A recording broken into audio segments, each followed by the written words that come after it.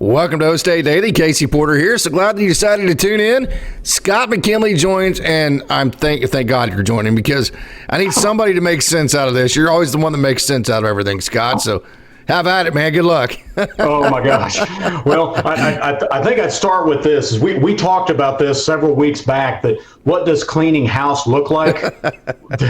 We're there. Yeah. This is spring cleaning. This isn't just like dusting this is spring cleaning where you do everything, right? Yeah. I mean, my gosh, we've got changes. Offensive coordinator, defensive coordinator. Looks like we've got a new offensive line coach, new quarterbacks coach, new D-line, new secondaries coach. I mean, this is by far, this is the largest amount of change in the Mike Gundy era. I mean, and it's not even close. I mean, and how to make sense of all this stuff. In some ways, I'm happy to see it because obviously after a 3-9 season, we needed changes like that. But I also look at, man, when you got this many moving parts, how's recruiting really going? How are things going to be, because obviously there's going to be a culture change because you got different takes on things. You're going to have different philosophies, different leadership styles within the program. How is all that stuff going to take place? I think the most immediate concern I have is really how is recruiting going? I mean, obviously I've seen a few names can pop up from the transfer portal that are coming in. Okay, some are a little bit underwhelming. Some are okay. Hey, I think that's a pretty nice get. But again, how are all these pieces going to come together to create a complete product next year? I think that's the question on everybody's mind, and we really won't know until September. So when you hire a new coach, like the narrative, like Steve Lutz, Oklahoma State lost in basketball to OU. Didn't look good Saturday night, so the narrative is, hey, he needs time, right?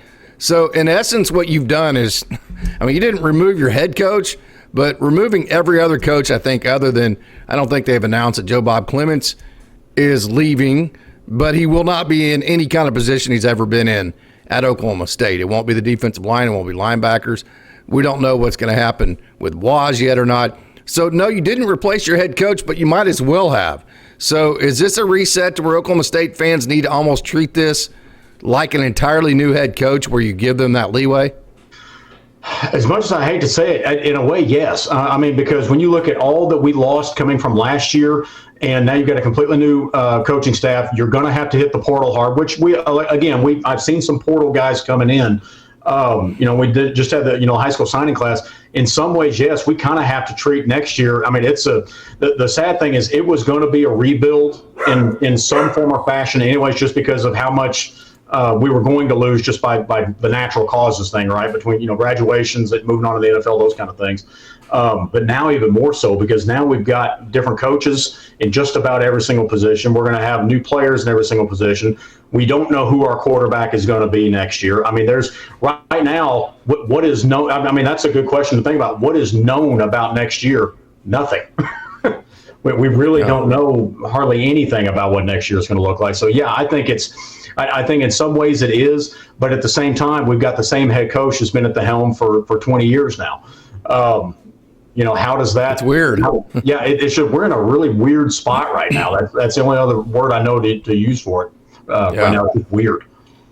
So I guess my question would be, with all the changes that are happening, you have the best coach Oklahoma State's ever had. So it's that weird dynamic to where it's almost like you're replacing your entire staff except for the best coach you've ever had, right? And maybe one or two of your position coaches. So I guess my question would be, what would make Scott McKinley happy with next year? To be honest, again, I am not of the mentality, and never have been, that, okay, just getting to a bowl game is good enough. That is not my mentality. That's not the way we want to run this thing. But I also think trying to be realistic, next year, let's get back to a winning record, and let's try to, I think next year, let's have a winning record, and let's try to see to where the momentum this time next year looks way different than what it does right now. I really think that's a realistic goal that can be achieved, because I don't, I'm not going to sell ourselves short. We could do exactly what Arizona State did. Now I think the situations are a little bit different, just from the standpoint of what's going on with the programs. But again, it could happen. I don't see anybody in the Big 12 that's just a world beater. Right. Exactly. I mean, that's one thing I would say on it. But I think trying to be realistic, I think next year it needs to be, let's get back to a winning record. Let's get back to a bowl game. Let's be competitive again. I think that's more than anything else. We were totally non-competitive this year.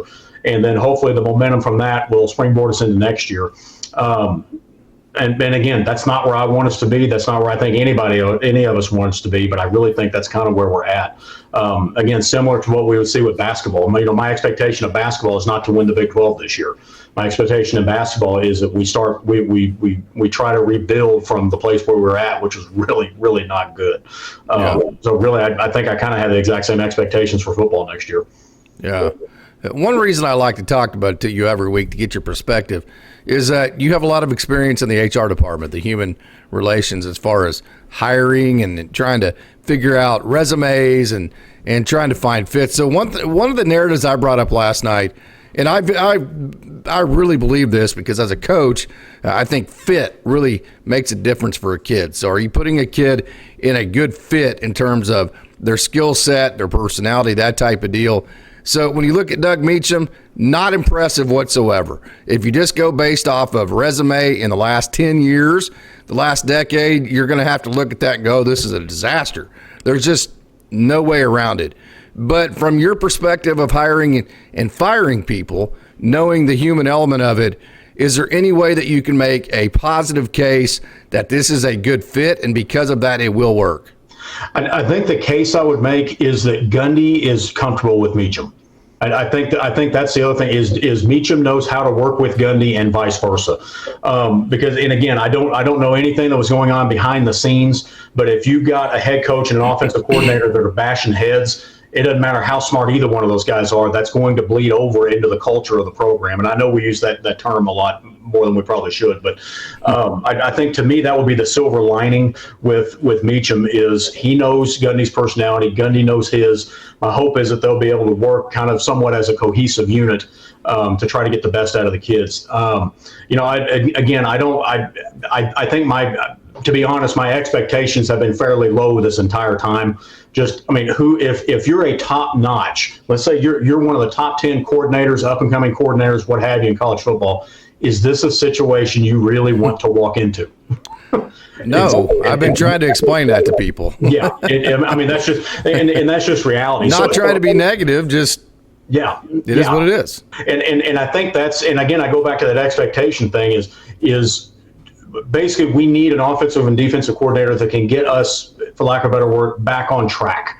That's what we need. And I think Meacham and Grantham can do that. Now, are they the championship level guys that are going to get us to the playoff and compete for a national title? I don't know. Remains to be seen. But I agree with you to your point. It's not, just looking at straight statistics, it's kind of a bit underwhelming.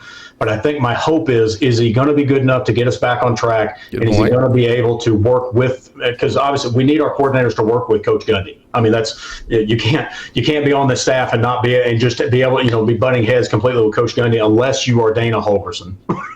Unless you are at that level of being a coordinator, which, let's be honest, like we just said, were we going to be able to go out and get that level? Probably not. That's just realistic. So I think what I'm hearing you say here is hopefully Meacham and Grantham can be good enough to stabilize things long enough to where we can get back in a position to where maybe this becomes more attractive to some of the guys that we're talking about that we might have wanted this time around. Is that what you're saying? Yes. Because basically it's the same thing. You think about it. It's no different in my opinion, it's no different recruiting coaches at that level than it is recruiting athletes. Okay, how many athletes want to go to the team that just won the national championship? Right. Everybody. You literally, after you win a national title, you got your pick of everybody. Same thing with coaches. Who wants to work with Nick Saban?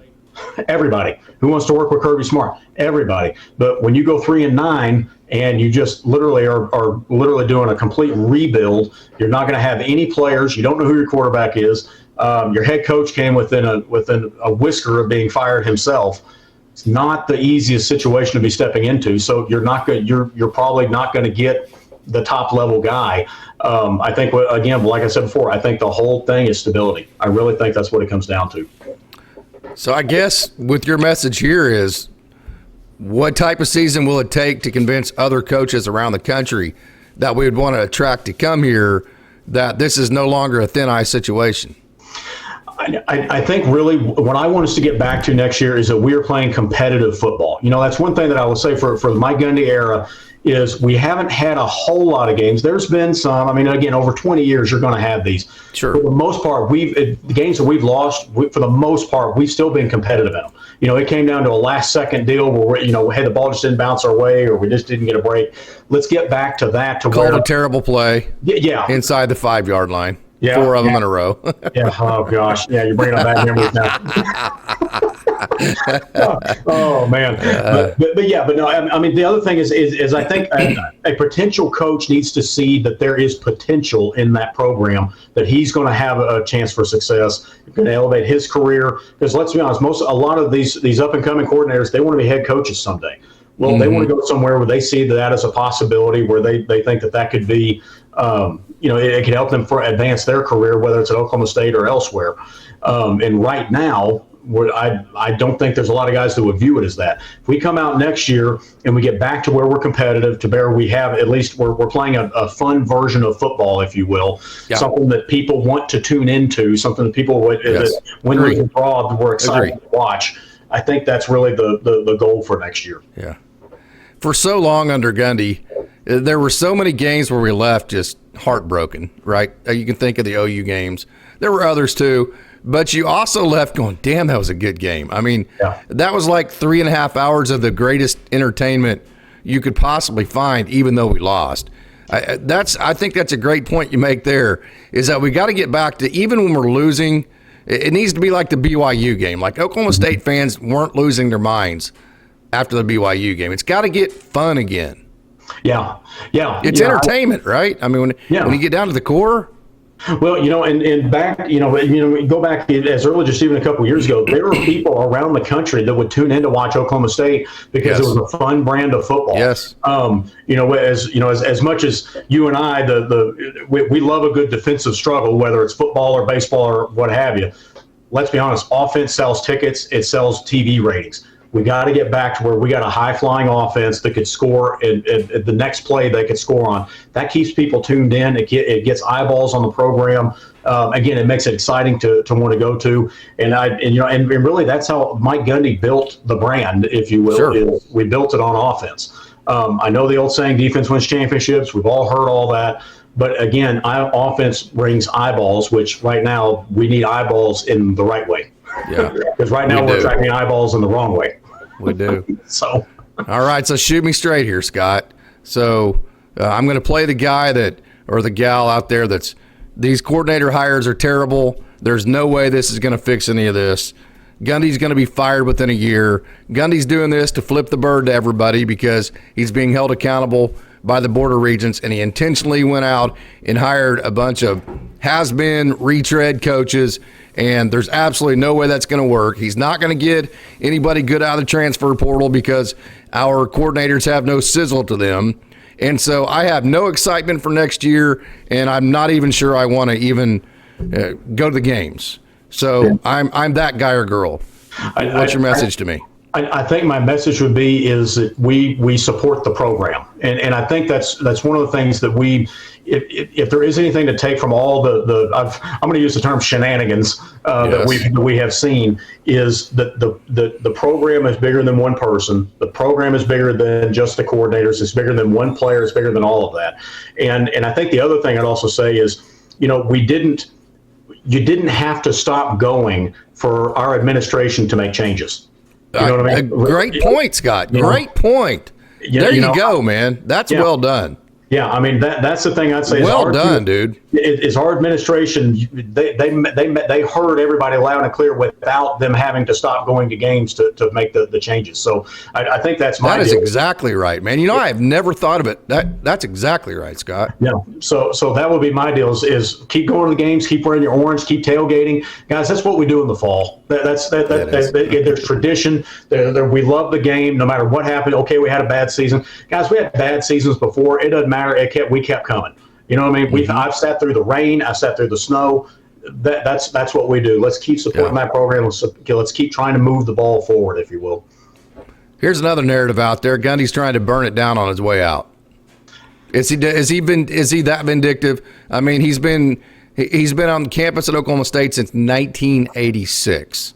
I know he's pompous. I know he's an ass. I know he's arrogant. I know all of this about him. We all know all this about him. Part of that, I've said many times, is what makes him Mike Gundy. The parts that you don't like about him, actually, a lot of them are the parts that have made him good in everything he's done.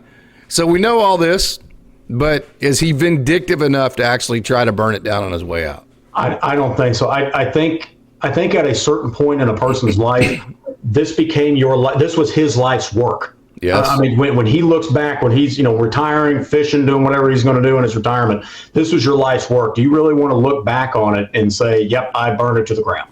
I have. I don't buy it either. I'm just curious what you thought. Yeah. I have a hard time buying into that narrative. Now, have you heard it? Oh yes, no, I've heard.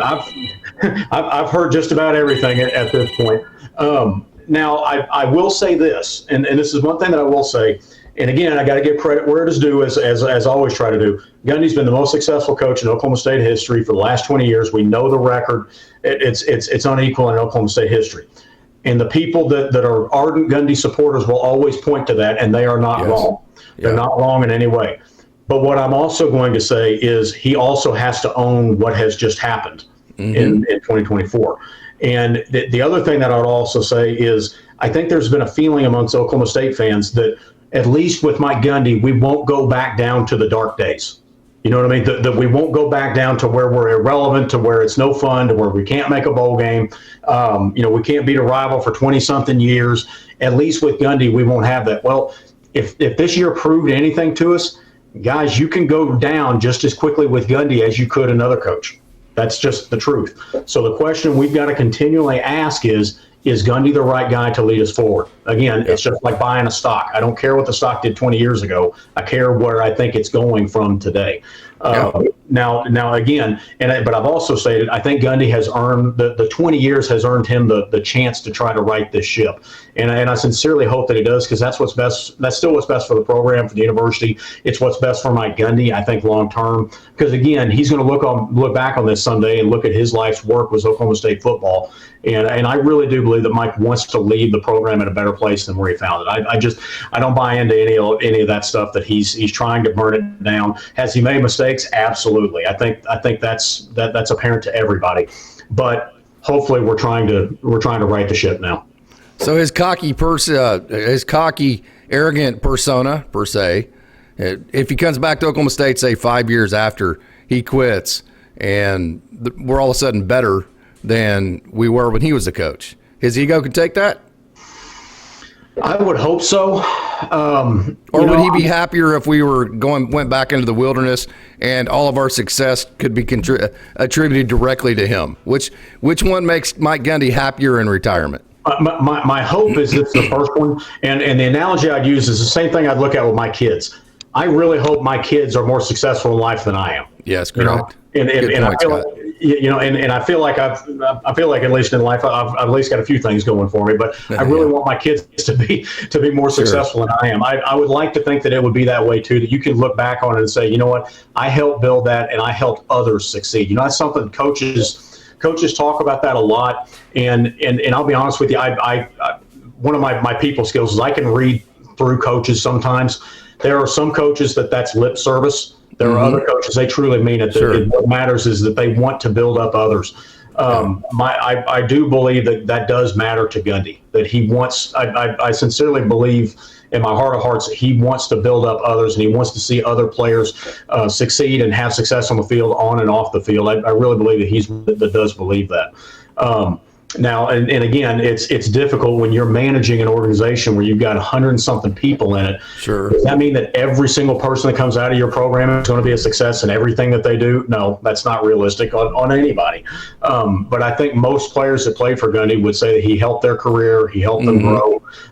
And my hope is that he'd be able to look back on that whenever it is, hopefully, whenever he decides to retire, 5 years afterwards, that, hey, we win a championship, and he can say, hey, I helped build that, or at least had some small part in it. The model for that's Bob Stoops. There's a generation of OU fans that can remember what Bob Stoops did on the field. Yep. And there's a growing generation of Oklahoma fans that remember him how he is right now and still helping the program kind of in the Yoda mode, right? So I think what Bob Stoops has continued to do for Oklahoma since he's retired is playing a huge factor in his legacy at OU. I think that's the model for Mike Gundy there. Yeah, no, I completely agree, and I think I think everybody at some point in their life comes to this realization that you can sit there with because these coaches are very highly paid. They got all the money in the world. They can do anything they want. That's not.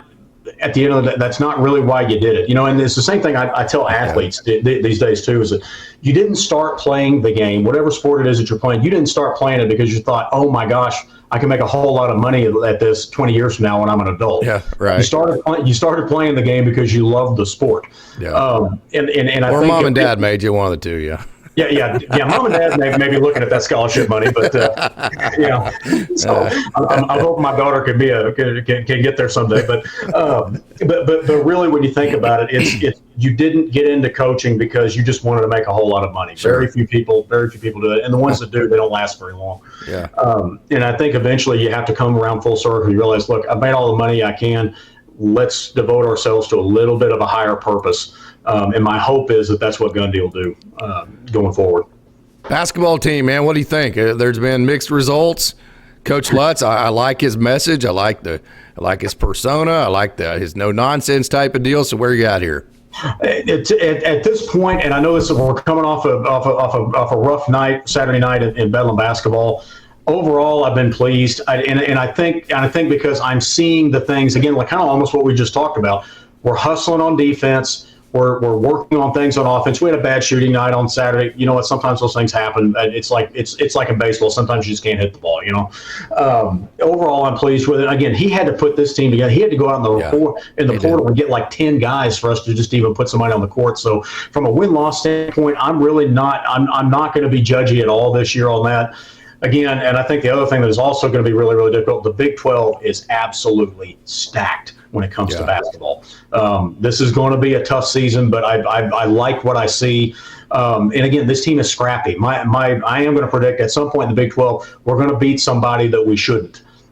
Just don't know when that's going to be. But at some point, if these kids will continue buying into the process and continue working, I think good things are ahead. I like what I see out of Lutz as a coach so far. What are you most excited about with basketball right now? Like, what makes you think, man, I can't wait to go to a basketball game? Honestly, I think it's the defense. I think because the thing what I've always looked at is there's a handful of kids out there that are just absolute sharpshooters, like a Steph Curry or a Kevin Durant or anything like that. But you know what? Everybody can play tenacious defense, regardless of what your talent level is or anything like that. And I think that's what I like seeing, is that by doing that, that's going to hopefully enable us to win a few games here and there that, on a straight talent level, you may not be able to, but because of your hustle, you're going to be able to win those. The other thing I also like is you can tell that this team has had an emphasis on free throws. And that's the thing ball handling. They handle the ball usually pretty well.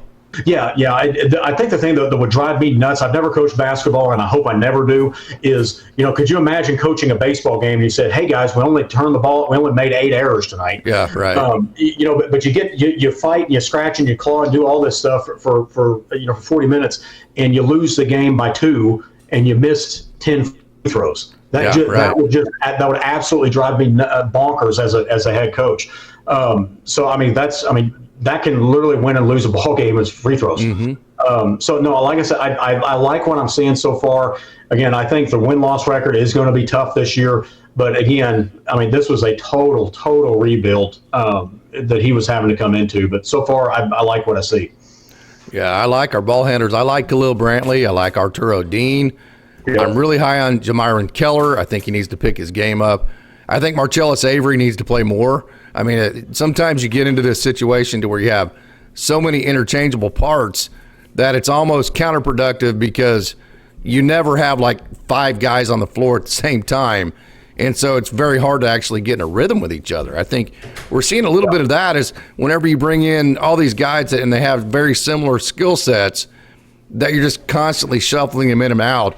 It's hard for them to define a role. I think we're seeing a little bit of that. Am I too harsh there? No, I think so. I think it's just natural when you get this many new faces coming in, you're going to fight some of that. That's just that's just natural, the natural order of things. So no, I think But one thing but in some ways I can make an argument that I like the fact that, guys, if you make a mistake, he's going to set you on the bench for just a minute. And you can play fast. That's one of the reasons why Gundy didn't want to play fast on offense anymore, because you had to have 8 receivers. You slow down, now all you need is 3 good receivers. So you can the more depth you have, the faster you can play, which he wants to play fast. Yeah, he wants to play fast. Which we have enough players that can go in and eat up minutes, if you will. One of the things I look at with basketball in particular, basketball it can very easily become the all-star game, where you got one guy that's really good and he just takes all the shots, which is a whole lot of fun to watch. But the team itself, I'll give you a prime example. The year we had Cade Cunningham. By far, he's the best basketball player we've had, maybe even ever, at Oklahoma State. The guy is phenomenal.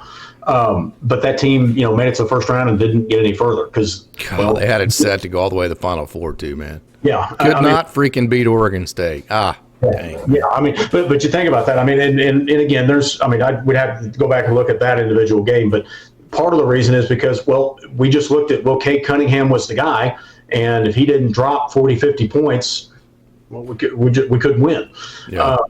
So I part think of that's because you didn't play good enough defense either. So if you had an off night, you couldn't win the game defensively, right? And that's what you like about Lutz, is maybe you can change that narrative.